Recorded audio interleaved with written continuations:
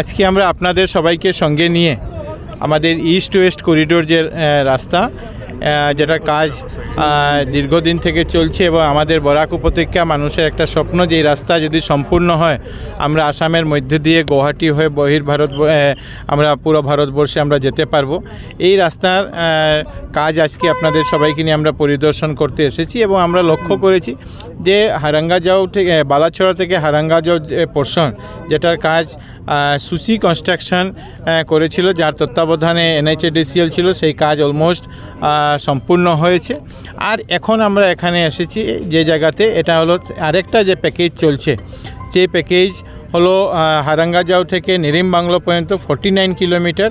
আর এই 49 kilometre NHAI এই কাজ করছে এবং এই কাজের বরাত পেয়েছে DRA ইনফ্রাস্ট্রাকচার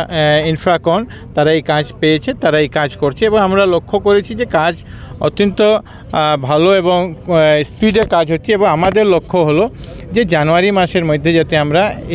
এই রাস্তায় আমরা ট্রাফিক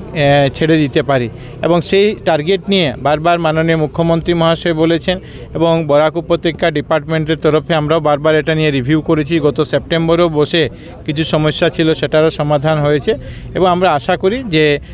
জানুয়ারি মাসে আমরা এটা যেটা আছে সেটাকে কমপ্লিট করে অন্তত সব জায়গাতে 4 লেন না হতে পারে কিন্তু ম্যাক্সিমাম জায়গাতে 4 লেন আর বাকি অংশে 2 লেনও যাতে ট্রাফিক যাতায়াত করতে পারে সে ব্যবস্থা আমরা গ্রহণ করব। দলইচুঙ্গা বলে একটা গ্রাম আছে, এরকম 5টা গ্রাম নিয়ে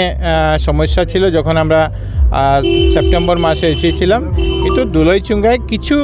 পুরা গ্রাম নয়, আংশিক কিছু জায়গাতে একটু সমস্যা আছে। আজকে আমরা এখান থেকে গিয়ে সার্কিট হাউসে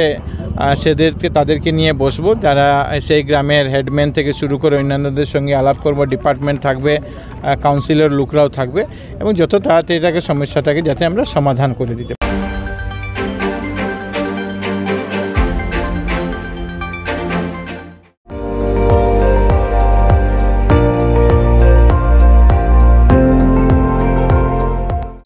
আপুনি চাই আছে ND24,